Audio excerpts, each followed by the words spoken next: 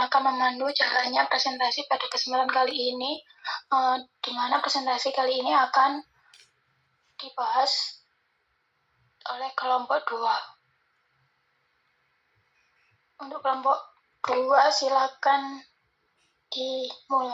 bisa dimulai. Baik, terima kasih kepada moderator atas waktu dan kesempatan yang telah diberikan. Di sini kami dari kelompok 2 akan mempresentasikan tentang hasil peta konsep dan analisis proposisi biomolekul. Untuk kelompok 2 sendiri, itu memiliki anggota kelompok yang pertama Almiza Julieta, yang kedua Enggel Aquines, yang ketiga saya sendiri Natasha Witina, dan yang keempat Elsa Fradeva. Nah, ini untuk peta konsep dari materi kita. Selanjutnya, bahasan yang akan kita bahas yaitu ada 4. Yang pertama karbohidrat, yang kedua protein, yang ketiga asam nukleat, dan yang keempat lipid. Selanjutnya, ini akan dijelaskan oleh teman saya. Baik, topik pertama yaitu mengenai karbohidrat dengan proposisi yaitu karbohidrat diklasifikasikan sebagai monosakarida, disakarida yang terdiri dari 2 unit monosakarida dan disatukan melalui ikatan glikosidik, serta polisakarida yang terdiri dari banyak unit monosakarida. Nah, pada yang pertama itu ada eksplorasi di mana siswa disajikan sebuah gambar makanan yang mengandung karbohidrat seperti buah-buahan, sayuran, biji-bijian, dan produk olahan seperti roti, pasta, dan gula. Next. Yang selanjutnya ada eksplanasi di mana siswa mencermati sebuah pertanyaan. Yang pertama, apa saja klasifikasi dari karbohidrat berdasarkan jumlah monosakaridanya? Dan yang kedua adalah bagaimana disakarida terbentuk dari monosakarida. Dan jawaban dari pertanyaan tersebut adalah karbohidrat berdasarkan jumlah monosakaridanya diklasifikasikan menjadi 3, yaitu monosakarida, disakarida, dan polisakarida. Nah, disakarida terbentuk dari beberapa monosakarida yang disatukan melalui ikatan glikosidik. Selanjutnya, siswa itu melakukan percobaan yaitu karbohidrat dalam bahan makanan. Dengan tujuan percobaan yaitu siswa dapat mengidentifikasi jenis-jenis karbohidrat dalam bahan makanan. Next. Nah, dari percobaan ini, alat dan bahan yang digunakan tersebut dan prosedurnya tersebut. Next. Lalu ada data pengamatan, next, dan juga pembahasan di mana terdapat pertanyaan-pertanyaan seperti apa kegunaan tiap reaksi dalam percobaan, mulai dari uji Molis hingga uji Seliwanov. Next, ada bagaimana perubahan hasil tiap-tiap reaksi dengan sampel. Next. Dan yang terakhir ada kesimpulan, di mana kesimpulan dari percobaan tersebut adalah sirup merupakan jenis karbohidrat, disakarida, larutan glukosa merupakan monosakarida, sedangkan tepung terigu dan nasi merupakan polisakarida. Next. Selanjutnya ada ekspansi untuk menambah wawasan siswa dapat membaca bacaan yang berjudul gangguan kenaikan gula darah, di mana ringkasan dari bacaan tersebut adalah diabetes mellitus disebabkan oleh gangguan insulin yang meningkatkan kadar gula darah. Pola makan sehat, konsumsi serat, dan aktivitas fisik teratur penting untuk mencegah serta mengelola diabetes mellitus. Pemeriksaan rutin dan kesadaran akan gaya hidup sehat dapat mengurangi prevalensi dari penyakit ini. Next. Nah, yang terakhir ada tahapan evaluasi di mana siswa itu disajikan pertanyaan mengenai seseorang menemukan sebuah jenis karbohidrat dan terdiri dari 3 unit monosakarida. Apakah jenis karbohidrat tersebut? Nah, jawabannya jenis karbohidrat tersebut merupakan polisakarida karena memiliki monosakarida dari karbohidrat tersebut melebihi 2. Dan daftar pustaka yang dipakai untuk merumuskan proposisi ini menggunakan 3, yaitu dari Epping, Murwindra, dan juga dari Sumdal. Next. Proposisi yang kedua adalah monosakarida meliputi aldosa yang terdiri dari galaktosa dan glukosa, serta meliputi ketosa yang terdiri dari fruktosa. Nah, yang pertama, pada tahap eksplorasi, siswa itu disajikan sebuah fenomena yang berupa gambar sistematika dari fotosintesis, di mana fotosintesis ini merupakan proses biologis yang terjadi pada tanaman, alga, dan beberapa jenis bakteri yang mengubah energi cahaya matahari menjadi energi kimia dalam bentuk glukosa. Next. Nah, pada tahap eksplanasi, siswa itu disajikan pertanyaan untuk dicermati, yaitu bagaimana cara menggolongkan monosakarida. Nah, jawabannya monosakarida dapat digolongkan menurut letak gugus karbonilnya digolongkan menjadi dua, yaitu aldosa dan ketosa. Nah, siswa di sini pada tahap eksplanasi juga melakukan pengamatan yang berjudul penggolongan monosakarida dengan tujuan percobaan siswa mampu menyelidiki penggolongan monosakarida. Next. Nah, pada percobaan ini siswa mengamati struktur dari monosakarida yaitu glukosa, galaktosa, fruktosa pada letak gugus karbonilnya. Itu terdapat data pengamatan dari percobaan ini. Next. Nah, terdapat pertanyaan pada percobaan yaitu bagaimana posisi gugus karbonil setiap senyawa. 2. Disebut apakah monosakarida yang gugus karbonilnya berada di ujung. Dan 3. Disebut apakah monosakarida yang gugus karbonilnya tidak berada di ujung. Nah, jawabannya ada di layar tersebut. Nah, sedangkan kesimpulannya adalah glukosa dan galaktosa termasuk ke dalam jenis monosakarida aldosa, sedangkan fruktosa termasuk ke dalam jenis monosakarida ketosa. Next. Dan ekspansinya untuk menambah wawasan itu terdapat bacaan mengenai galaktosemia, di mana galaktosemia adalah kelainan genetik yang menyebabkan akumulasi galaktosa dalam darah.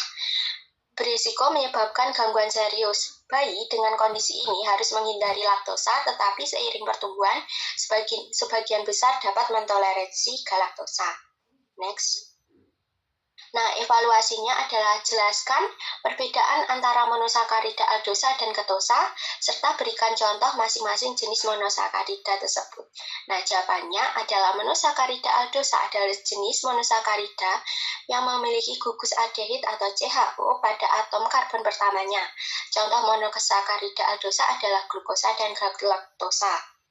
Nah, monosakarida ketosa adalah jenis monosakarida yang memiliki gugus keton CO pada atom karbon pertamanya. Contohnya adalah fruktosa. Dan daftar pustaka yang dipakai untuk merumuskan proposisi ini adalah dari Bettelheim, Epping, dan juga Nasution. Next. Selanjutnya ada proposisi monosakarida dapat mengalami oksidasi dan reduksi menghasilkan gula bereduksi. Nah, pada tahap eksplorasi ini,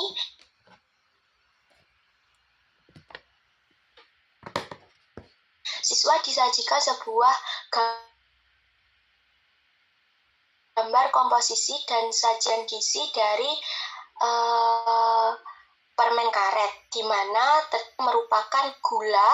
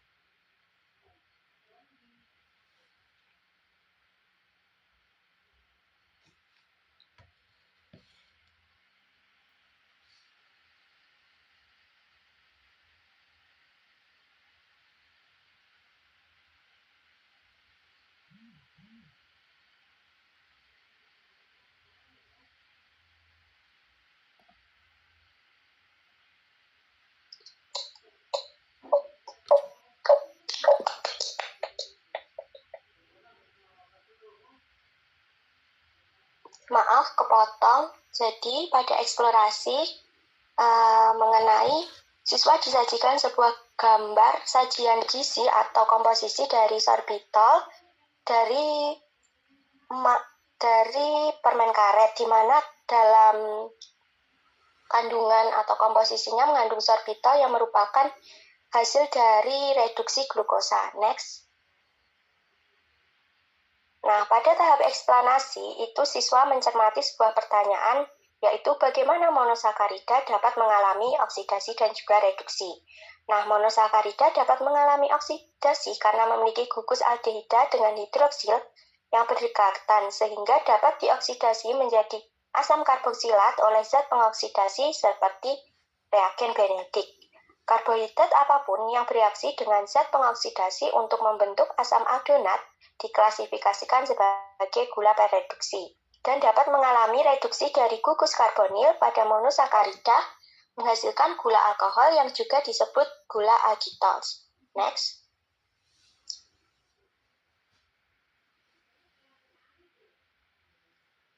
Nah, pada tahap ekspansi ini, siswa mencermati sebuah bacaan untuk menambah wawasan yang berjudul tes kadar gula darah dari urin dengan reaksi seperti di bawah, di mana penentuan glukosa dalam darah dan urin penting untuk diagnosis diabetes mellitus yang disebabkan oleh kekurangan insulin. Nah, saat ini pengukuran glukosa darah dilakukan dengan metode berbasis enzim menggunakan glukosa oksidase yang mengoksidasi beta-D-glukosa menjadi asam D-glukonat. Dengan bantuan oksigen menghasilkan hidrogen peroksida. Reaksi ini digunakan dalam uji spektrofotometri dan alat diagnostik komersial. Next. Nah, pada tahap evaluasi ini, siswa diminta menggambarkan rumus struktur ringkas dari produk oksidasi dan reduksi, D-arabinosa, dan apa nama gula alkohol yang dihasilkan. Nah, penyelesaiannya pada gambar yang sisi kiri itu produk oksidasi dan yang kanan merupakan produk reduksi, di mana produk reduksinya dikenal dengan D-arabitol. Dan daftar pustaka yang digunakan untuk merumuskan proposisi ini dari Bettelheim dan juga Epping. Next. Selanjutnya, proposisi monosakarida dapat digambarkan dengan proyeksi Fischer untuk menggambar isomer dan dapat dibuat dengan struktur Howard. Nah, pada eksplorasi ini disajikan gambar pencerminan dari sebuah tangan, di mana gambar ini merupakan analogi dari isomer yang artinya ketika memantulkan benda pada cermin, kita akan mendapatkan bayangan cermin yang identik dengan benda aslinya namun memiliki orientasi yang berbeda. Nah, isomer merupakan molekul-molekul yang memiliki struktur yang sama tetapi dengan konfigurasi yang berbeda. Next. Pada eksplanasi, siswa mencermati dua pertanyaan, yaitu dengan cara apa isomer dari monosakarida dapat digambarkan, di mana isomer dari monosakarida dapat digambarkan dengan proyeksi Fischer, dan cara apa yang digunakan untuk membuat struktur monosakarida. Nah, struktur dari monosakarida dapat dibuat dengan struktur Howard. Lalu kemudian pada ekspansi untuk menambah wawasan siswa disajikan sebuah bacaan mengenai L-ascorbic acid atau vitamin C. Next. Di mana struktur asam L-ascorbat atau vitamin C menyerupai struktur monosakarida. Faktanya vitamin ini disintesis secara biokimia oleh tumbuhan dan beberapa hewan dan secara komersial dari D-glukosa. Manusia tidak memiliki enzim yang diperlukan untuk melakukan sintesis ini.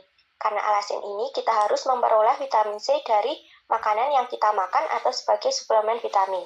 Sekitar 66 juta kilogram vitamin C disintesis setiap tahunnya di Amerika Serikat. Nah, dan yang terakhir dari evaluasi, terdapat dua pertanyaan. Bagaimana proyeksi Fischer mengidentifikasi isomer D atau L? Dan dua, gambarkan struktur Howard untuk alfa dan beta D-glukosa. Next. Penyelesaiannya, pada isomer D, atom karbon kiral di bagian bawah rantai berada di sisi kanan, sedangkan pada isomer L, atom karbon kiral berada di sisi kiri. Dan yang kedua, dari pertanyaan kedua, jawabannya ada di layar. Nah, daftar pustaka untuk merumuskan Proposisi ini berasal dari Bethlehem, Epping, dan juga Zumthal. Next. Nah, proposisi selanjutnya adalah disakarida terdiri dari maltosa yang terdiri dari glukosa, laktosa yang terdiri dari galaktosa dan glukosa, serta sukrosa yang terdiri dari fruktosa dan glukosa. Nah, pada eksplorasi, siswa disajikan sebuah gambar susu, di mana gambar susu tersebut terdapat keterangan laktosa pada susu dan juga struktur dari laktosa, di mana laktosa terbentuk dari dua monosakarida, yaitu galaktosa dan juga glukosa. Next. Nah, pada eksplanasi, siswa mencermati dua pertanyaan, yaitu apa saja jenis dari disakarida, di mana disakarida terbagi menjadi tiga, yaitu maltosa, laktosa, dan sukrosa. Dan yang kedua adalah apa monosakarida penyusun dari jenis-jenis disakarida tersebut. Nah, monosakarida penyusun disakarida antara lain maltosa yang terdiri dari glukosa, laktosa yang terdiri dari galaktosa dan glukosa, serta sukrosa yang terdiri dari fruktosa dan glukosa. Next. Nah, siswa juga melakukan percobaan pada tahap eksplanasi ini dengan percobaan berjudul uji disakarida. Dengan tujuan percobaan, siswa mampu mempelajari sifat dan reaksi karbohidrat golongan disakarida dengan alat bahan serta prosedur tersebut. Next. Data pengamatannya seperti tersebut, lalu pembahasannya ada beberapa pertanyaan seperti apa tujuan uji Fehling dan uji Mollis. Next, bagaimana hasil dari uji Fehling pada disakarida dan mengapa untuk menguji hasil hidrolisis sukrosa dilakukan uji Fehling, dan kesimpulan dari percobaan tersebut adalah uji Fehling digunakan untuk mendeteksi gula pereduksi, sedangkan uji Mollis adalah jenis uji kimia yang digunakan untuk mendeteksi keberadaan dan karbohidrat. Nah, sukrosa tidak memberikan reaksi positif pada uji Fehling, sedangkan laktosa dan maltosa memberikan reaksi positif. Uji Fehling digunakan untuk menguji hasil hidrolisis sukrosa karena dapat mendeteksi keberadaan gula reduksi. Next. Nah, ekspansinya itu siswa disajikan bacaan yaitu mengenai pemanis buatan sukralosa, di mana sukralosa adalah pemanis buatan yang 600 kali lebih manis dari sukrosa. Pemanis rendah kalori ini banyak digunakan dalam makanan dan minuman, serta aman bagi penderita diabetes karena tidak mempengaruhi kadar glukosa darah. Nah, strukturnya ada di samping kanan. Next. Lalu dari evaluasi terdapat pertanyaan mengenai identifikasi disakarida yang sesuai dengan masing-masing deskripsi berikut. A. Gula meja biasa. B. Ditemukan dalam susu dan produk susu. C. Disebut juga gula malt. D. Hidrolisis menghasilkan galaktosa dan glukosa. Penyelesaiannya A. Sukrosa, B. Laktosa, C. Maltosa, dan D. Laktosa. Nah, daftar pustaka yang digunakan untuk merumuskan proposisi ini dari Bethlehem, Epping, dan juga Zumthal. Next. Nah, selanjutnya proposisinya adalah polisakarida disimpan pada hewan sebagai glikogen dan ditemukan pada tanaman sebagai amilosa, amilopektin, serta selulosa. Nah, pada eksplorasi, siswa disajikan sebuah gambar dari kapas, juga terdapat keterangan selulosa pada kapas serta strukturnya, di mana serat kapas terdiri dari sekitar 94% selulosa, yang merupakan polisakarida yang terbentuk dari rantai panjang glukosa. Next. Nah, pada eksplanasi, siswa mencermati pertanyaan, apa saja contoh polisakarida yang ditemukan pada hewan dan tumbuhan? Nah, polisakarida pada hewan sebagai glikogen dan pada tanaman sebagai amilosa, amilopektin, serta selulosa. Nah, pada ekspansinya, untuk menambah wawasan siswa disajikan sebuah pertanyaan yaitu peran karbohidrat penyelamat hidup. Next.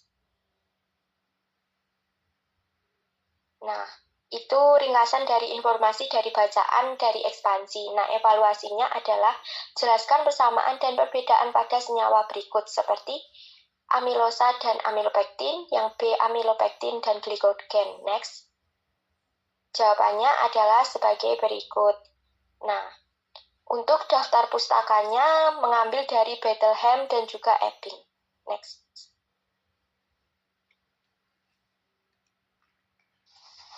Baik, selanjutnya di sini saya akan menjelaskan tentang proposisi protein.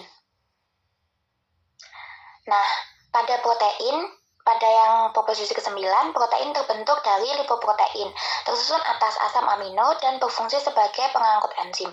Pada bagian eksplorasi, siswa disuruh untuk membaca artikel berjudul Metabolisme Lipoprotein dalam Tubuh Manusia. Nah, pada artikel ini dijelaskan bahwa lipoprotein adalah kompleks makromolekul yang terdiri dari lipid. Selain itu, di dalam lipoprotein juga terdapat apoprotein yang tersusun atas asam amino yang berfungsi sebagai ligan untuk reseptor sel, mengaktifkan dan mengangkut enzim yang diperlukan dalam metabolisme lipid. Selanjutnya pada bagian eksplanasi, siswa melakukan pertanyaan setelah membaca artikel. Yang pertama adalah menjelaskan bagaimana protein bisa terbentuk dari lipoprotein. Nah, melalui proses pencernaan makanan dan metabolisme, lipid dalam lipoprotein dipecah dan dimanfaatkan oleh sel-sel tubuh. Dan sebagian dari lipid ini pada akhirnya diubah menjadi bentuk-bentuk protein seperti apoprotein.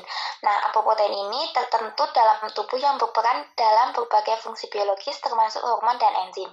Yang kedua adalah, apakah asam amino berperan penting dalam penyusunan suatu protein? Nah, asam amino adalah unit dasar pembangun protein. Dalam konteks lipoprotein, asam amino yang menyusun apoprotein sangat penting untuk aktivitas biologis lipoprotein. Next. Selanjutnya untuk eksplanasi, tetap sama. Yang pertanyaan ketiga yaitu, apa hubungan antara protein dan enzim dalam metabolisme lipoprotein?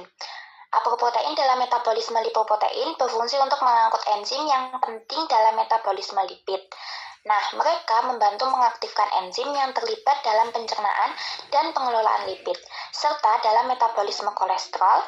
Dengan demikian, apoprotein menyediakan jalur untuk transportasi lipid dan berkontribusi pada regulasi lipid dan keseimbangan energi dalam tubuh. Selanjutnya, siswa melakukan percobaan untuk lebih memahami. Judul percobaannya yaitu sintesis dan identifikasi protein dari lipoprotein serta fungsinya sebagai pengangkut enzim. Dengan tujuan yang pertama, memahami struktur lipoprotein dan komponen protein di dalamnya. Yang kedua, mengidentifikasi asam amino sebagai penyusun protein. Dan yang ketiga, menunjukkan peran enzim yang diangkut oleh lipoprotein. Next. Untuk prosedurnya dapat dilihat pada layar seperti itu.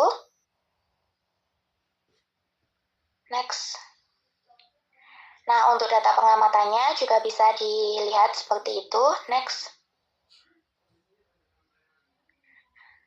Selanjutnya, pada bagian pembahasan, itu siswa menjelaskan lebih lanjut hasil uji ninhidrin untuk mengkonfirmasi keberadaan protein dan asam amino.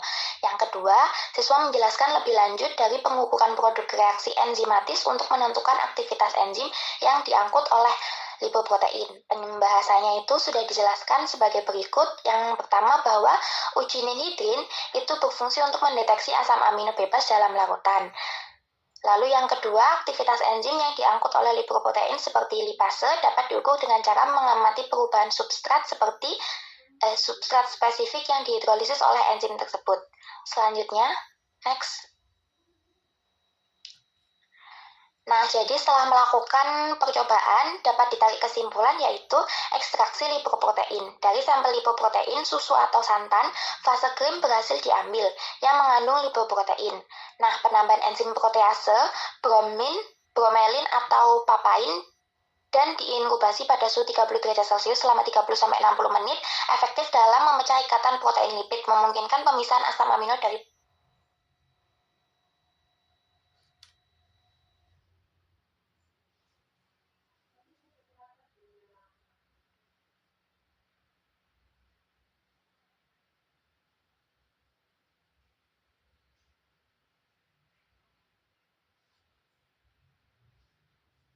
protein.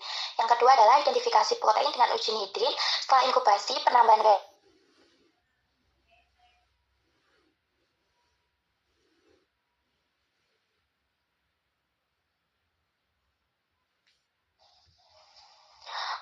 mohon maaf, saya sedikit ada gangguan tadi. Next.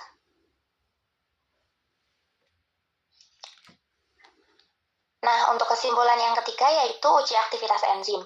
Dalam uji aktivitas enzim, ekstrak lipoprotein dicampurkan dengan substrat spesifik misalnya emulsi lemak dan lipase.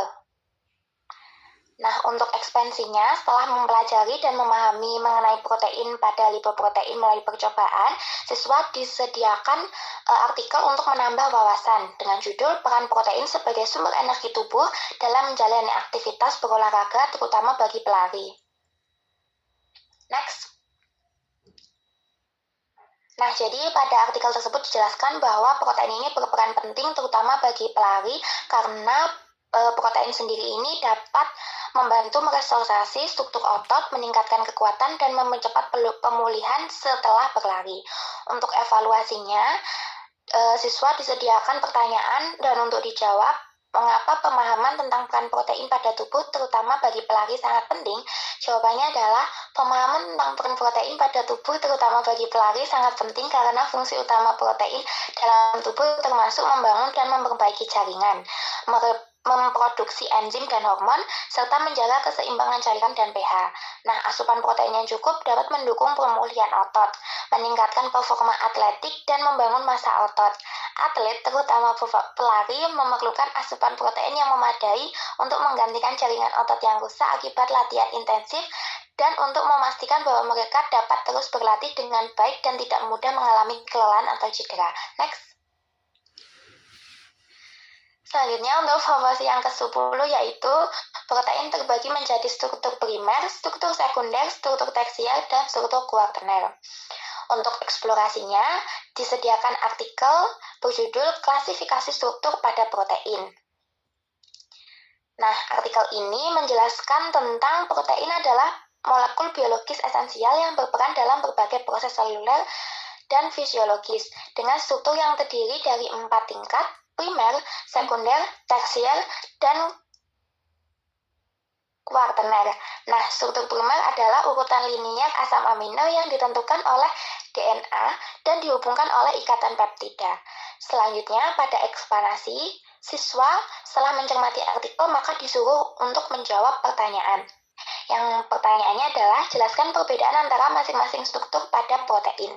Nah, pada protein dibagi menjadi 4 struktur. Yang pertama, struktur primer, struktur sekunder, struktur tersier, dan struktur kuartener. Next. Nah, selanjutnya, untuk lebih memahami, siswa melakukan percobaan dengan judul struktur pada protein. Struktur berupa struktur primer, sekunder, tersier, dan kuartener. Tujuan dari percobaan ini sendiri adalah yang pertama, mengidentifikasi dan memahami 4 tingkat struktur protein, primer, sekunder, tersier, dan kuartener. Dan yang kedua adalah melakukan pengujian untuk melihat perubahan struktur protein melalui uji Biuret dan denaturasi. Alat dan bahannya seperti pada layar. Next. Untuk prosedurnya bisa dilihat sendiri berupa persiapan larutan protein, uji struktur primer, uji struktur sekunder, uji struktur tersier, dan yang terakhir uji struktur kuartener. Next. Berikut adalah data pengamatan dari percobaannya. Next. Nah, setelah melakukan percobaan, maka diperoleh data pengamatan. Nah, setelah melakukan pengamatan, maka siswa disuruh untuk melakukan analisis. Yang pertama, apa yang dimaksud dengan struktur primer pada protein dan bagaimana cara mengidentifikasinya? Yang kedua, apa perbedaan antara struktur sekunder dan tersier? Dan berikan contoh pada masing-masing. Dan yang ketiga, apa yang terjadi pada protein saat mengalami denaturasi? Sebutkan faktor-faktor yang dapat menyebabkan denaturasi. Lalu dijelaskan juga dari jawaban-jawabannya, sudah tertera pada layar. Next. Nah, setelah melakukan percobaan, maka dapat ditarik kesimpulan yaitu uji struktur primer. Dengan menambahkan larutan NaOH dan CuSO4 ke dalam larutan protein, perubahan warna menjadi ungu menunjukkan adanya ikatan peptida. Hal ini menunjukkan bahwa larutan tersebut mengandung struktur primer protein yang merupakan urutan asam amino dalam rantai polipeptida. Yang kedua, uji struktur sekunder. Pemanasan larutan protein selama 10 menit menghasilkan perubahan fisik pada larutan larutan yang menunjukkan adanya perubahan konsistensi. Hal ini mengindikasikan pembentukan struktur sekunder seperti alpha helix dan beta sheet akibat interaksi ikatan hidrogen antara gugus amina dan karbonil. Yang ketiga, uji struktur tersier. Penambahan asam atau HCl ke dalam larutan protein yang telah dipanaskan menyebabkan terjadinya denaturasi. Dan yang keempat, uji struktur kuartener. Campuran albumin dan globumin menunjukkan interaksi antara dua atau lebih protein yang membentuk kompleks kuartener. Next. Selanjutnya, pada bagian ekspansi, siswa disediakan artikel dengan judul Insulin untuk Pengobatan Diabetes. Nah, pada artikel ini dijelaskan bahwa diabetes mellitus itu adalah kondisi medis yang ditandai oleh tingginya kadar gula darah akibat ketidakmampuan tubuh dalam memproduksi atau menggunakan insulin secara efektif. Nah, insulin sendiri ini berfungsi mengatur kadar gula darah dengan membantu sel-sel tubuh menyerap glukosa. Nah, pada pembuatan insulin sendiri ini terdiri dari dua rantai polipeptida, rantai A dan rantai B yang dihubungkan oleh ikatan disulfida dan strukturnya yang kompleks, termasuk struktur primer, sekunder, dan tersier yang sangat penting untuk fungsi biologisnya. Next. Selanjutnya, pada evaluasi, siswa disuruh untuk menjawab pertanyaan apakah dalam pembuatan insulin struktur pada protein ikut berperan dan turut andil. Nah, jadi setiap level struktur protein berkontribusi dalam membentuk insulin yang fungsional. Jika salah satu dari struktur ini tidak terbentuk dengan benar, insulin tidak dapat berfungsi dengan baik yang dapat menyebabkan masalah kesehatan seperti diabetes. Oleh karena itu, struktur protein secara keseluruhan sangat penting dalam proses pembuatan dan fungsi insulin dalam tubuh. Next. Nah, selanjutnya proporsi yang ke-11 adalah asam amino dapat digambarkan dengan proyeksi Fischer dan memiliki alpha karbon.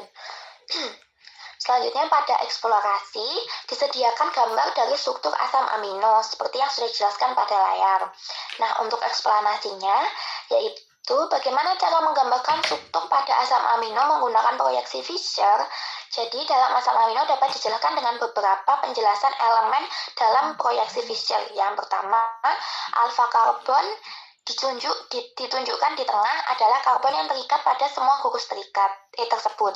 Lalu gugus amino atau NH2 terletak di sebelah kiri dalam proyeksi Fischer untuk isomer L. Lalu gugus karboksil COOH terletak di atas alpha karbon. Gugus R side chain berbeda untuk setiap asam amino dan terletak di sebelah kanan dalam proyeksi Fischer. Lalu ada atom hidrogen terletak di bawah alpha karbon. Next. Selanjutnya untuk ekspansi, siswa disediakan gambar untuk menambah pemahaman dan wawasan. Nah, gambar ini memiliki bacaan yaitu dalam asam amino terdapat 20 jenis asam amino yang umum ditemukan dalam protein yang ada di tubuh manusia. Berdasarkan dari jenis asam amino tersebut pada asam amino non-polar yang salah satunya adalah alanin. Alanin memiliki struktur dasar yang terdiri dari gugus amino NH2, gugus karboksil COOH, dan gugus R side chain yang merupakan metil. Next. Nah, setelah memahami bacaan, siswa menjawab pertanyaan berupa bagaimanakah penjelasan mengenai proyeksi Fischer untuk asam amino alanin. Jadi, gugus karboksil COOH terletak di bagian atas menunjukkan bahwa hal itu merupakan grup fungsional utama yang memberikan sifat asam pada molekul. Lalu, gugus amino NH2 ditarik di kiri untuk L-alanin yang menunjukkan bahwa ia adalah isomer L. Jika gugus amino berada di kanan, itu akan menunjukkan D-alanin. R-grup CH3. Metil grup yang berada di sebelah kanan menandakan bahwa itu adalah alanin. Alanin memiliki satu pusat kiral yaitu karbon A. Keberadaan 4 grup berbeda gugus amino, gugus karboksil, hidrogen, dan R-grup membuat alanin menjadi asam amino yang bersifat kiral. Next. Lalu proposisi yang ke-12 adalah alpha karbon berikatan dengan gugus amino, gugus karboksilat, dan gugus R. Pada bagian eksplorasi, disediakan artikel berjudul Ikatan terhadap alpha karbon. Nah, artikel ini menjelaskan ikatan-ikatan antara alpha karbon. Selanjutnya, pada bagian eksplanasi, siswa setelah membaca artikel maka menjawab pertanyaan. Jelaskan seperti apa pembentukan ikatan alfa karbon dengan gugus amino, gugus karboksilat, dan gugus R. Nah, dari ketiga gugus yang berhubungan dengan alfa karbon bersama-sama membentuk kerangka dasar dari asam amino A karbon terikat pada yang pertama gugus amino NH2, yang kedua gugus karboksilat COOH. Next. Yang ketiga adalah gugus R. Lalu pada bagian ekspansi, setelah menjelaskan pada bagian artikel sebelumnya, maka ditambah wawasan dengan artikel pada judul mengungkap rahasia whey dan kasein serta kekuatan alfa karbon dalam membangun otot. Nah, dalam artikel ini dijelaskan bahwa suplemen protein adalah produk yang dirancang untuk meningkatkan asupan protein dalam diet, tersedia dalam bentuk bubuk, tablet, atau cairan, dan berasal dari sumber hewani maupun nabati. Nah, suplemen ini sering digunakan oleh atlet dan individu yang ingin meningkatkan massa otot, mempercepat pemulihan, atau memenuhi kebutuhan protein harian. Nah, dua jenis suplemen protein yang populer adalah whey protein dan kasein. Whey protein yang diperoleh dari susu saat pembuatan keju mengandung semua asam amino esensial dan cepat diserap oleh tubuh, menjadikannya ideal setelah latihan. Sebaliknya, kasein yang menyumbang sekitar 80% dari total protein dalam susu diserap lebih lambat dan cocok untuk konsumsi sebelum tidur atau di antara waktu makan. Keduanya mengandung alfa karbon yang terikat pada gugus amino. Gugus karboksil dan rantai samping yang berbeda berperan penting dalam pembentukan ikatan peptida dan struktur protein. Selanjutnya, pada evaluasi setelah membaca artikel, maka siswa disuruh untuk menjawab pertanyaan, mengapa alfa karbon berperan penting dalam pembangunan otot? Alfa karbon berkontribusi pada stabilitas struktur protein melalui interaksi hidrofobik dan ikatan hidrogen. Nah, asam amino yang mengandung alfa karbon berperan dalam berbagai fungsi biologis, termasuk sintesis protein, metabolisme, dan regulasi hormon. Selanjutnya, pada suplemen whey protein dan kasein membantu mempercepat pemulihan otot setelah latihan dengan menyediakan asam amino yang diperlukan untuk perbaikan jaringan otot. Next. Selanjutnya untuk proposisi yang ke-13 adalah gugus R diklasifikasikan menjadi asam amino nonpolar dan asam amino polar. Nah, pada eksplorasi disajikan artikel dengan judul pengelompokan asam amino berdasarkan gugus R. Artikelnya bisa dibaca seperti itu pada layar. Lalu pada bagian eksplanasi, setelah membaca artikel, maka siswa disuruh untuk menjawab pertanyaan, jelaskan bagaimana hubungan antara asam amino dan gugus R. Nah, gugus R pada asam amino sangat penting dalam menentukan sifat dan perilaku asam amino, serta bagaimana mereka berkontribusi pada struktur dan fungsi protein. Variasi dalam gugus R memberikan keragaman yang besar pada struktur protein.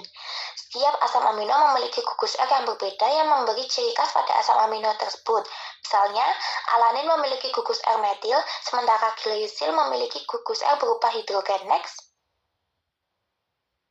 Nah, selanjutnya pada ekspansi disediakan artikel dengan judul asam amino dan manfaatnya bagi tanaman. Selanjutnya, next. Nah, pada bagian evaluasi, siswa disuruh untuk menjawab mengapa asam amino sangat berperan penting dalam tanaman. Seperti yang sudah dijelaskan, asam amino adalah komponen dasar dari protein. Tanaman memerlukan protein untuk pertumbuhan, perkembangan, dan pemeliharaan jaringan. Protein berfungsi dalam berbagai proses termasuk fotosintesis, respirasi, dan metabolisme. Next. Selanjutnya pada proposisi yang ke-11, asam amino polar terdiri dari asam amino asam dan asam amino basa. Pada bagian eksplorasi, siswa disediakan artikel dengan judul jenis-jenis asam amino polar. Lalu pada bagian eksplanasi, disediakan pertanyaan, jelaskan bagaimana asam amino polar bisa terbagi menjadi asam amino asam dan asam amino basa. Sudah dijelaskan bahwa asam amino asam mengandung gugus R yang memiliki kelompok karboksilat COOH yang dapat melepaskan proton H+ dalam larutan. Next. Lalu pada bagian asam amino basa memiliki gugus R yang mengandung kelompok amino NH2 atau bentuk lain yang dapat menerima proton. Nah, selanjutnya untuk lebih memahami dan mendalami tentang asam amino polar, maka siswa melakukan percobaan dengan judul identifikasi asam amino polar, asam amino asam, dan asam amino basa dengan tujuan Percobaan ini bertujuan untuk mengidentifikasi dan membedakan sifat asam amino polar, khususnya asam amino asam seperti asam glutamat dan asam amino basa seperti lisin, serta memahami bagaimana sifat-sifat tersebut dapat mengukur melalui titrasi. Next. Nah, pada bahan dan prosedur dapat dilihat pada layar. Next. Untuk data pengamatannya juga seperti pada layar. Nah, setelah melakukan percobaan di atas dan memperoleh data pengamatan, maka siswa melakukan analisis, yaitu jelaskan tentang sifat polaritas dari masing-masing asam amino berdasarkan hasil titrasi. Yang kedua, bagaimana perbedaan titik isoelektrik antara asam glutamat dan lisin mencerminkan sifat asam dan basa mereka. Yang ketiga, apa yang terjadi pada pH saat titrasi dengan NaOH dan HCl. Yang keempat, mengapa penting untuk mengetahui titik isoelektrik suatu asam amino dalam konteks kimia. Next. Lalu ini adalah penjelasan dari analisis data tadi. Next. Nah, setelah melakukan analisis data, maka dapat ditarik kesimpulan bahwa yang pertama ada pengukuran pH awal, yang kedua titrasi dengan NaOH, dan yang ketiga titrasi dengan HCl, lalu yang keempat grafik perubahan pH. Next. Nah, setelah mempelajari tentang percobaan tersebut, maka disediakan artikel tambahan untuk menambah wawasan berjudul MSG penyedap rasa dalam makanan. Nah, isi dari artikelnya bisa dibaca seperti pada layar. Lalu pada bagian evaluasi, siswa disuruh untuk menjawab pertanyaan mengapa asam glutamat berperan penting dalam MSG yang sering kita konsumsi. Nah, jawabannya seperti yang tertera pada layar. Next. Selanjutnya untuk proposisi yang ke-15, yaitu struktur primer digabungkan oleh ikatan peptida dan urutan dari asam amino. Nah, disediakan artikel dengan judul hubungan antara penyusun struktur primer berupa ikatan polipeptida dan asam amino. Nah, dari isi artikelnya dijelaskan seperti yang pada layar. Lalu pada bagian eksplanasinya, bagaimana terjadinya ikatan peptida dapat membentuk struktur primer.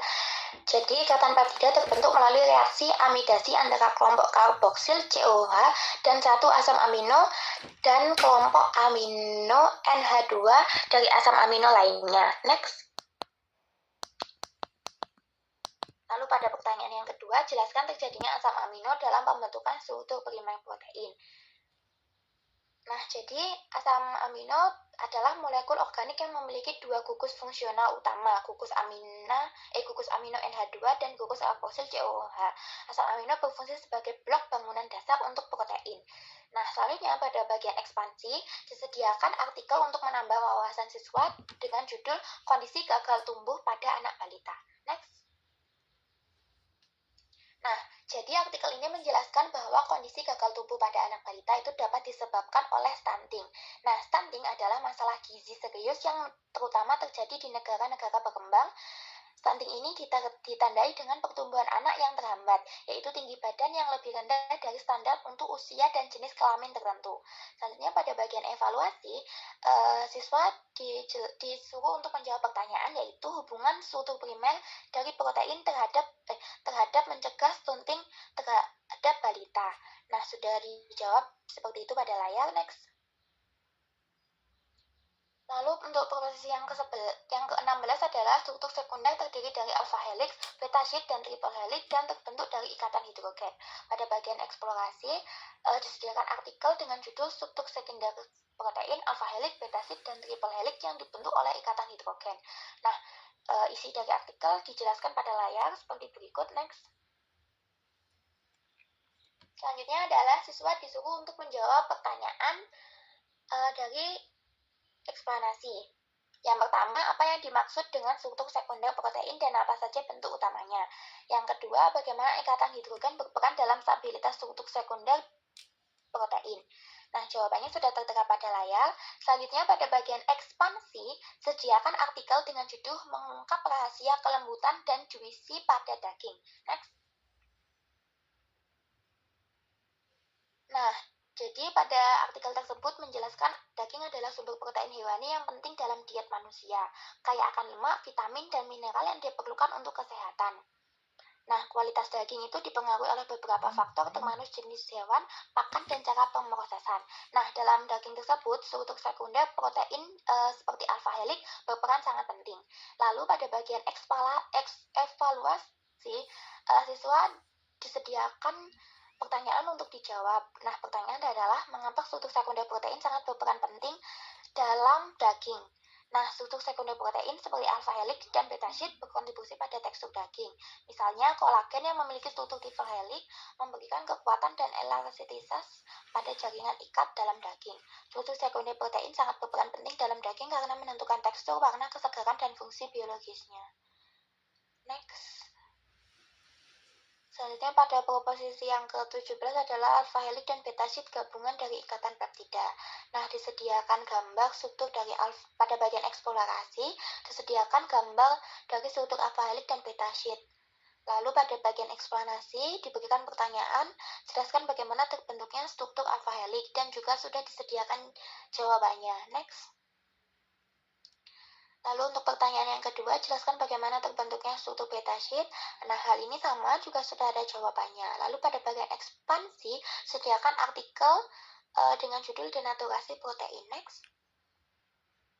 Nah, pada bagian evaluasi, tersedia pertanyaan mengapa dalam denaturasi protein dapat mempengaruhi perubahan struktur pada protein.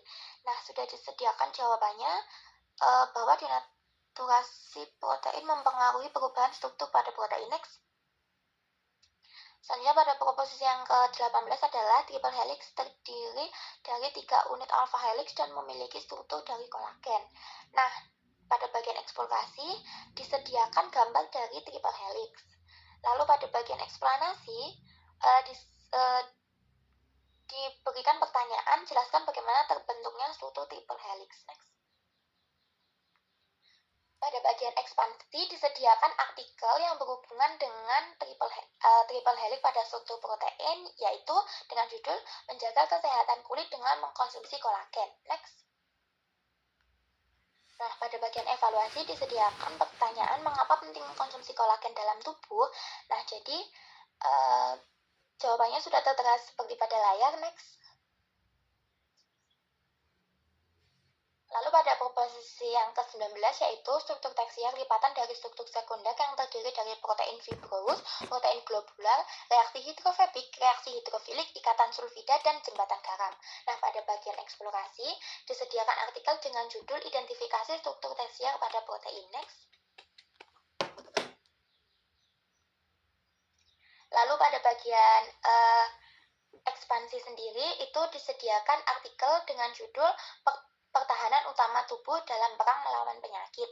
Nah, jadi pada artikel tersebut dijelaskan bahwa menjelaskan tentang antibodi. Next. Nah, pada bagian evaluasi disediakan pertanyaan mengapa struktur tersier protein sangat berperan penting dalam pertahanan tubuh manusia terutama pada antibodi. Sudah dijelaskan jawabannya seperti pada layar. Next. Selanjutnya pada proposisi yang ke-20 adalah protein globular terjadi pada reaksi hidrofobik. Nah, pada bagian eksplorasinya disediakan gambar, kemudian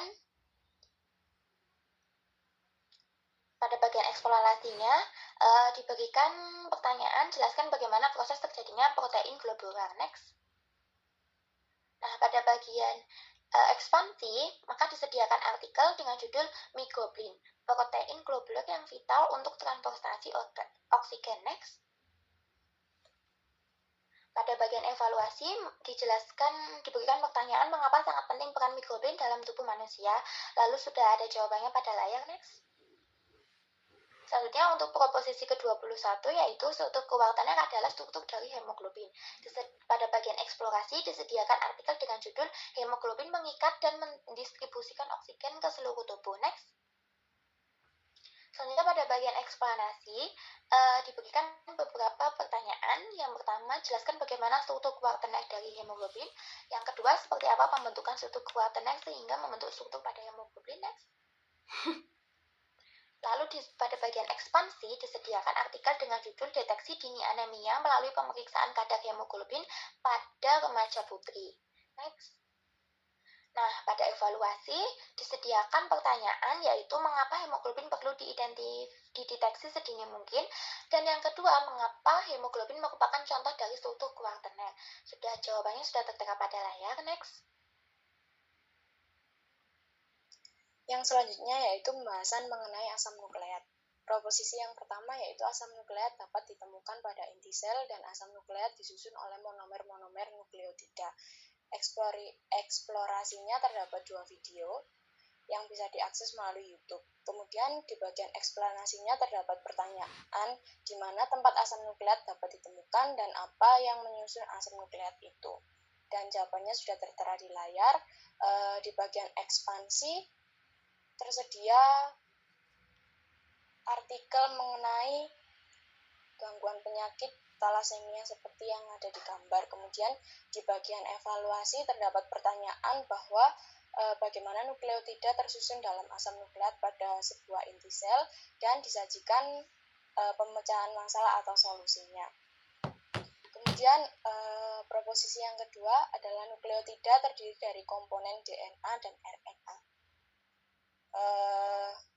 Disajikan artikel atau bacaan pada eksplorasi mengenai kentang dan tomat. Kemudian bagian eksplanasinya disajikan pertanyaan mengenai apa komponen yang menyusun dari nukleotida yaitu DNA dan RNA. Kemudian di bagian ekspansinya untuk menambah wawasan dan pengetahuan dapat membaca artikel mengenai pengembangan vaksin DNA terhadap SARS-CoV-2 sebagai berikut. Inti dari bacaan ini yaitu DNA itu lebih mudah dimodifikasi dalam berbagai hal seperti cloning dan pembuatan vaksin karena memiliki struktur double helix yang lebih mudah diprediksi daripada struktur RNA. Kemudian di bagian evaluasi terdapat pertanyaan apa perbedaan DNA dan RNA sebagai komponen nukleotida. Nah, di situ sudah ada solusi atau pemecahan masalahnya. Proposisi selanjutnya yaitu nukleotida memiliki struktur basa, gula pentosa, dan gugus fosfat. Pada bagian eksplorasi, siswa itu disuruh mengamati kedua struktur yang sudah tersedia dan disuruh menemukan perbedaan antara keduanya. Di bagian eksplanasi ada soal bagaimana struktur yang membentuk sebuah nukleotida. Di situ juga ada jawabannya. Ekspansinya disuruh membaca sebuah artikel untuk menambah wawasan dan pengetahuan tentang sistem energi.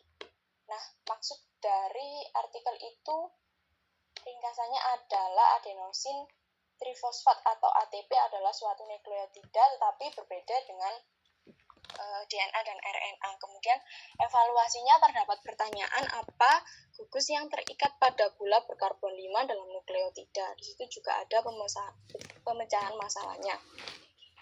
Selanjutnya yaitu proposisi gula pentosa dapat berikatan glikosidik dengan basa nitrogen membentuk nukleosida dan nukleosida yang berikatan dengan gugus fosfat dapat membentuk nukleotida.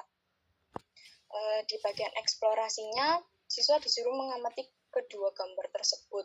Nah, setelah itu siswa disuruh mencari perbedaan antara keduanya di mana yang termasuk nukleosida. Kemudian di bagian eksplanasinya terdapat pertanyaan bagaimana sebuah nukleosida dapat terbentuk. Di situ juga sudah ada jawabannya. Ekspansi disajikan bacaan untuk menambah wawasan dan pengetahuan mengenai molekul nukleotida. Kemudian di bagian evaluasinya terdapat pertanyaan apakah nukleotida dalam RNA dan DNA ini memiliki perbedaan dan juga sudah disediakan pemecahan masalah atau solusinya. Pertanyaan yang kedua itu bagaimana penamaan nukleosida dalam RNA dan DNA. Berikut adalah pemecahan masalahnya. Kemudian proposisi selanjutnya, nukleotida memiliki gugus hidroksil yang berikatan dengan gugus fosfat yang akan membentuk ikatan fosfodiester. Bagian eksplorasinya, siswa disuruh mengamati gambar tersebut dan disuruh mencari letak ikatan fosfodiester. Dan bagian eksplanasinya terdapat pertanyaan bagaimanakah ikatan fosfodiester itu dapat terbentuk. Kemudian bagian ekspansinya, siswa disuruh membaca bacaan untuk menambah wawasan dan pengetahuan mengenai ikatan fosfodiester. Kemudian di bagian evaluasinya terdapat pertanyaan mengenai apa perbedaan dari ikatan fosfodiester dan ikatan hidrogen dalam DNA dan RNA. Itu terdapat pemecahan masalah atau solusinya bagaimana ikatan fosfodiester dan bagaimana ikatan hidrogen itu dapat terbentuk. Proposisi selanjutnya yaitu DNA berbentuk helix ganda yang terletak pada inti sel DNA ini mengandung deoksiribosa, adenin, timin, guanin, dan sitosin. Eksplorasinya mengenai penemuan molekul DNA yang berbentuk heliks ganda. Kemudian di bagian eksplanasinya muncul pertanyaan apa yang menyusun sebuah DNA dan mengapa DNA berbentuk untai atau heliks ganda. Di bagian eksplanasinya terdapat praktikum yang berjudul isolasi DNA pada buah. Terdapat tujuan, alat bahan, dan langkah-langkah kerjanya. Kesimpulan dari praktikum ini adalah seperti berikut. Dan ekspansinya, siswa disuruh membaca mengenai sidik jari DNA untuk mengungkap kejahatan. Kemudian di bagian evaluasinya muncul pertanyaan, jelaskan apa hubungan aturan Chargaff dan ikatan hidrogen, dan disertai dengan pemecahan masalahnya. Selanjutnya yaitu DNA dapat mengalami replikasi yang berisi informasi genetik. Di bagian eksplorasinya, siswa disuruh membaca artikel yang berjudul proses replikasi DNA. Di bagian eksplanasinya, muncul pertanyaan bagaimana informasi genetik dapat dibuat oleh DNA. Kemudian di bagian ekspansinya, siswa disuruh membaca mengenai artikel yang berjudul teknologi PCR untuk mendeteksi virus pada udang.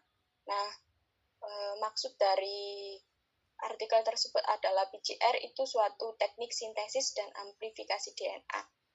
Evaluasinya ada beberapa pertanyaan yang muncul. Yang pertama itu berapa banyak untai DNA induk yang ada di setiap salinan DNA untai ganda yang baru, dan pertanyaan yang kedua yaitu pada untaian DNA asli suatu segmen memiliki urutan basa G, C, A, A, T, C. Kemudian apa urutan nukleotida pada untaian anak DNA yang melengkapi urutan ini. Disediakan juga pemecahan masalahnya.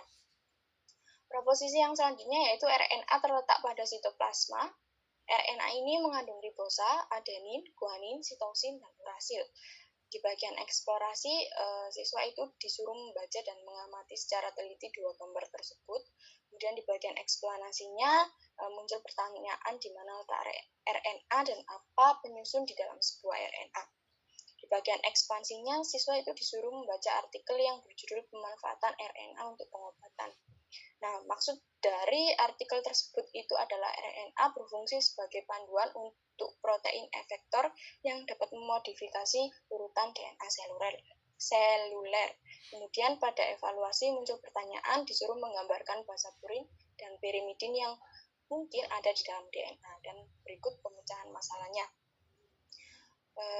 Proposisi selanjutnya yaitu adenin, timin, dan guanin sitosin adalah pasangan basa komplementer. Eksplorasinya, siswa disuruh membaca bacaan mengenai aturan Chargaff. Kemudian di bagian eksplanasinya terdapat pertanyaan apa yang dibentuk oleh basa purin dan basa pirimidin seperti adenin dengan timin ataupun guanin dan sitosin. Yang dibentuk adalah sebuah pasangan basa komplementer. Ekspansinya, siswa disuruh membaca artikel mengenai stabilitas heliks ganda. Maksud dari artikel tersebut itu adalah stabilitas struktur DNA ini yang terbentuk heliks ganda dipengaruhi oleh adanya pasangan basa antara untai komplementer. Kemudian di bagian evaluasi muncul pertanyaan mengenai mengapa pasangan basa G dan C itu lebih stabil daripada pasangan basa A dan T. Kemudian ada pemecahan masalahnya. Selanjutnya yaitu proposisi deoksiribosa dan ribosa termasuk dalam gula pentosa. Siswa disuruh mengamati kedua gambar tersebut dan disuruh mencari persamaan dan perbedaan antara dua gula pentosa tersebut. Kemudian di bagian eksplanasi itu siswa disuruh menjawab pertanyaan apa gula pentosa yang terdapat di dalam DNA dan RNA. Bagian ekspansi, siswa disuruh membaca artikel yang berjudul hubungan gangguan metabolisme D ribosa dengan diabetes mellitus tipe 2. Maksud dari artikel tersebut adalah kadar D ribosa urin pada individu dengan diabetes mellitus tipe 2 secara signifikan lebih tinggi daripada individu yang sehat. Kemudian di bagian evaluasi muncul pertanyaan untuk setiap nukleotida tersebut, identifikasi komponennya, apakah gula pentosa dalam nukleotida tersebut dapat ditemukan dalam DNA, RNA, atau keduanya. Itu ada dua pertanyaan mengenai DGMP dan AMP, dan muncul pemecahan masalahnya. Yang selanjutnya, proposisi RNA memiliki beberapa jenis seperti mRNA, tRNA, dan rRNA. mRNA ini membawa kodon untuk menentukan urutan asam amino dan mengirimkan informasi genetik menuju ribosom. Sedangkan rRNA ini banyak ditemukan pada ribosom. Eksplorasinya siswa disuruh nonton video, kemudian di bagian eksplanasinya muncul pertanyaan apa saja jenis RNA itu, apa fungsi dari RNA jenis mRNA, kemudian fungsi dari tRNA, dan di mana letak rRNA. Ekspansinya ini ada artikel yang berjudul peran asam nukleat dalam proses sintesis protein, dan bagian evaluasinya pertanyaan seperti itu dan pemecahan masalahnya. Nah, yang selanjutnya itu untuk materi lipid.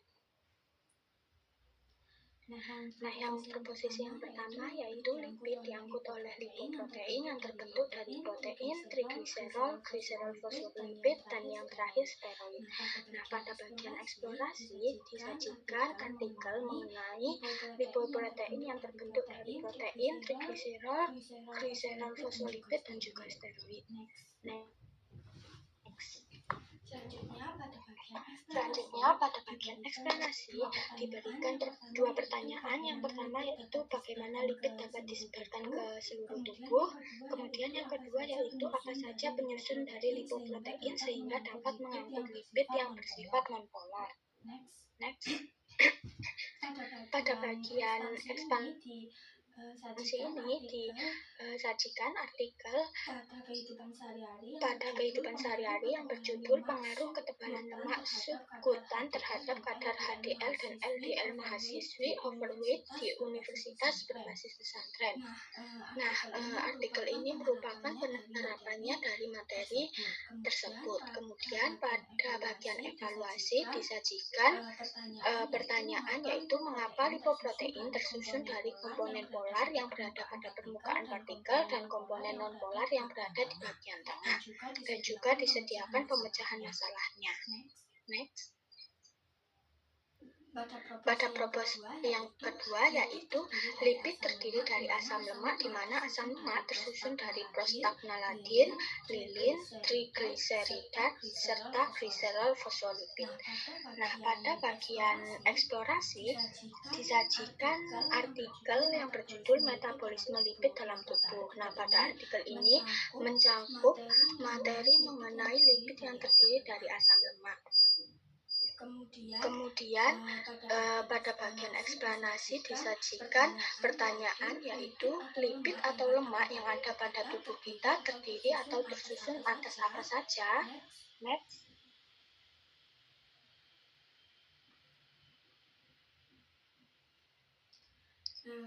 Kemudian di bagian eksplanasi juga disediakan percobaan.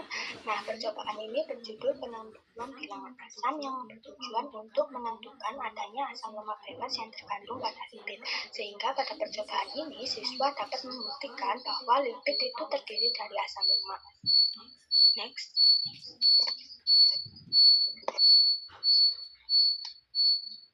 Selanjutnya yaitu pada bagian ekspansi disajikan artikel yang ada pada kehidupan sehari-hari yang berjudul asam lemak omega 3 pada minyak ikan. Selanjutnya pada evaluasi disajikan pertanyaan yaitu apa fungsi asam lemak dalam tubuh sebagai salah satu penyusun lipid dan juga disediakan penyelesaiannya. Selanjutnya, proposisinya yaitu trigliserida tersimpan sebagai lemak dan minyak dalam tubuh, di mana lemak adalah asam lemak jenuh dan minyak merupakan asam lemak tak jenuh. Nah, pada bagian eksplorasi disajikan gambar mengenai minyak dan juga lemak yang kemudian diberikan beberapa bacaan yang membuktikan bahwa trigliserida itu tersimpan sebagai lemak dan minyak. Kemudian pada bagian eksplanasi disajikan pertanyaan yaitu tahukah kalian dalam bentuk apa trigliserida tersimpan dalam tubuh dan bagaimana sifat kejenuhannya dari asam lemak tersebut. Selanjutnya yaitu bagian eksplanasi ini juga disajikan percobaan yaitu penentuan bilangan iot yang bertujuan untuk mengetahui tingkat ketidakjenuhan asam lemak penyusun lipid. Nah, pada percobaan ini siswa dapat membuktikan bahwa lemak merupakan asam lemak jenuh dan minyak merupakan asam lemak tak jenuh. Next. Pada bagian ekspansi disajikan artikel yang berhubungan dengan kehidupan sehari-hari mengenai materi tersebut dengan judul Sebelum Hibernasi, Beruang Kutub Memakan Makanan dengan Kandungan Lemak dan Minyak Tinggi. Next. Nah, pada bagian evaluasi disajikan pertanyaan, coba gambarkan perbedaan struktur kimia dari asam lemak jenuh dan tidak jenuh, dan disediakan pemecahan masalahnya. Pada proposisi selanjutnya yaitu asam lemak tak jenuh jika mengalami hidrogenasi akan menghasilkan asam lemak jenuh. Nah, pada bagian eksplorasi ini disajikan gambar yang kemudian disajikan juga bacaan yang menjelaskan bahwa asam lemak tak jenuh saat mengalami reaksi hidrogenasi akan menghasilkan asam lemak jenuh. Nah, pada bagian eksplanasi disajikan pertanyaan yaitu apa hasil dari asam lemak tak jenuh jika mengalami reaksi hidrogenasi. Pada bagian ekspansi ini disajikan artikel yang berhubungan dengan kehidupan sehari-hari dengan judul Margarin hasil dari reaksi hidrogenasi minyak. Next.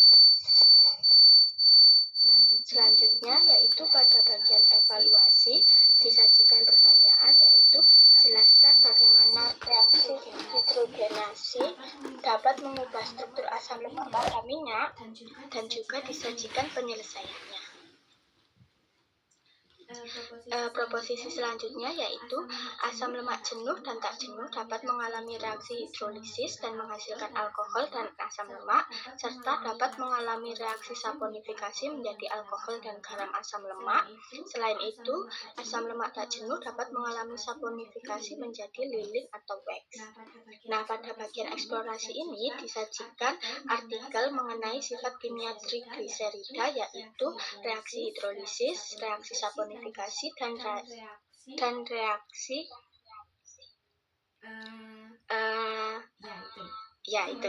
Kemudian selanjutnya pada bagian eksplanasi disajikan pertanyaan mengenai apa saja sifat kimia dan reaksi kimia yang ada pada trigliserida atau asam lemak. Jelaskan masing-masing reaksi tersebut.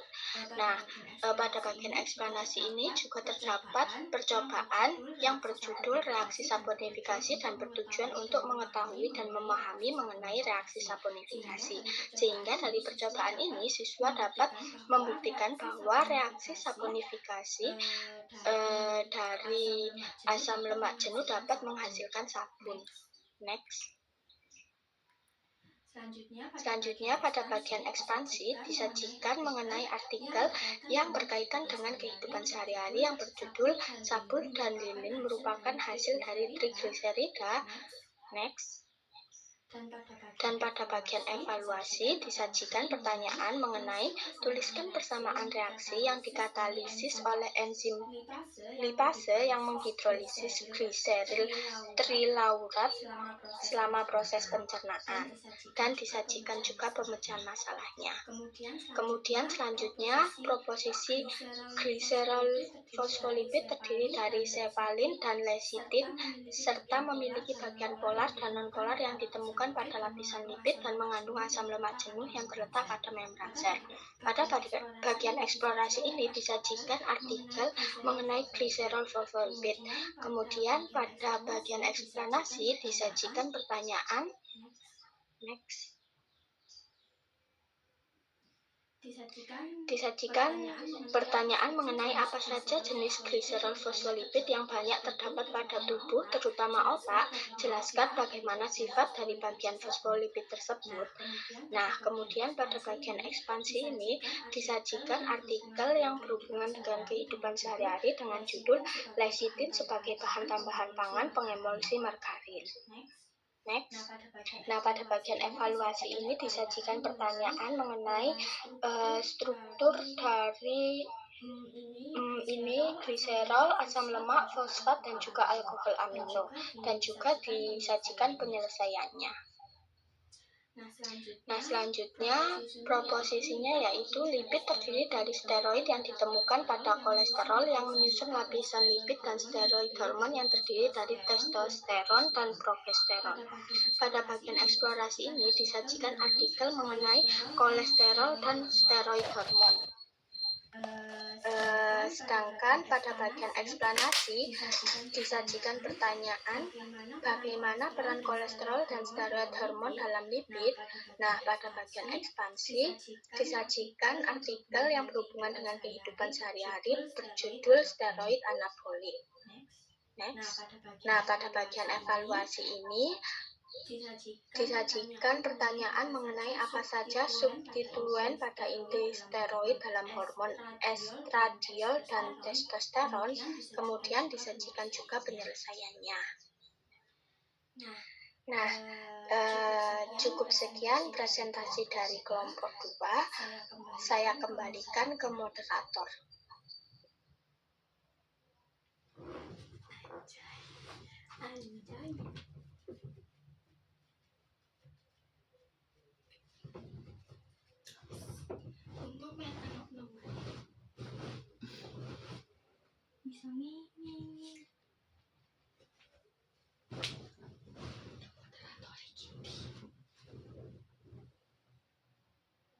Baik, terima kasih atas presentasi yang telah disampaikan oleh kelompok 2. Mungkin dari teman-teman ada yang ingin bertanya, silakan menggunakan fitur raise hand.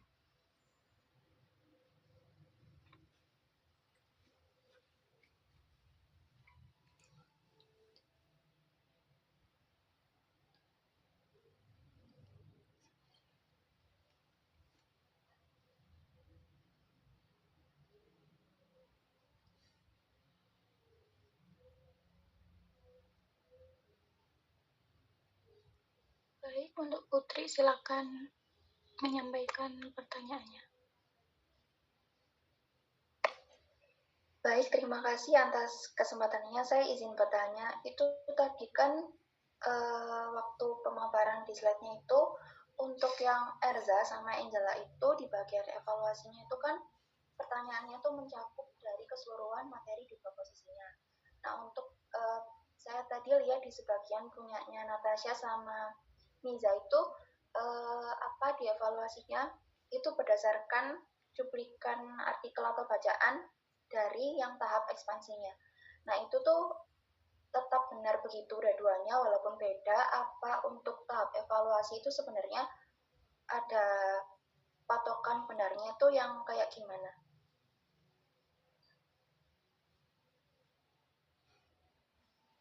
Baik, terima kasih atas pertanyaannya.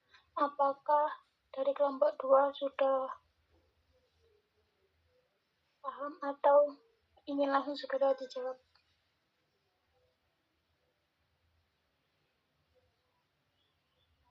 Atau mungkin didiskusikan terlebih dahulu? Baik, untuk Natasha silakan.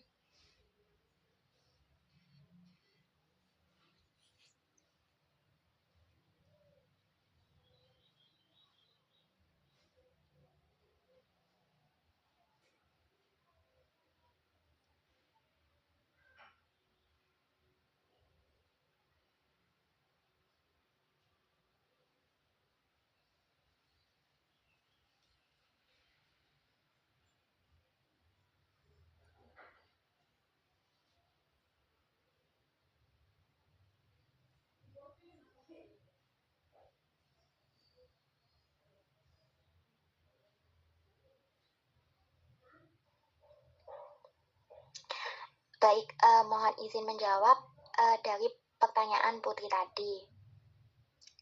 Nah, jadi kan diberikan, jadi dari evaluasi sendiri itu kan sebenarnya seperti ketika siswa itu kurang memahami dari pembahasan yang sudah dijelaskan, maka evaluasi itu berperan sebagai pertanyaan untuk menambah wawasan dan penguatan terhadap siswa. Nah, jadi dari penjelasan milik Erza, Angela, saya maupun Mija itu sebenarnya sama saja, mereka sama-sama untuk tetap berfokus pada topik dari proposisi yang itu sendiri. Apakah menjawab?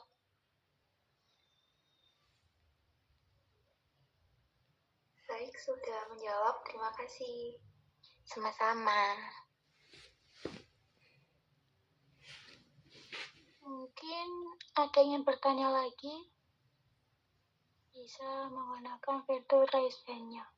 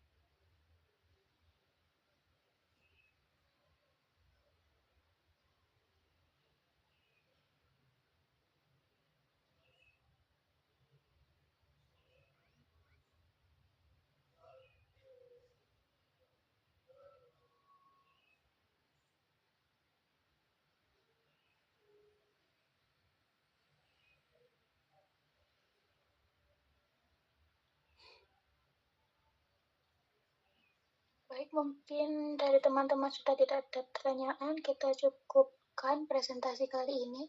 Terima kasih pada kelompok 2 yang telah memaparkan materi. Sekian, wassalamualaikum warahmatullahi wabarakatuh.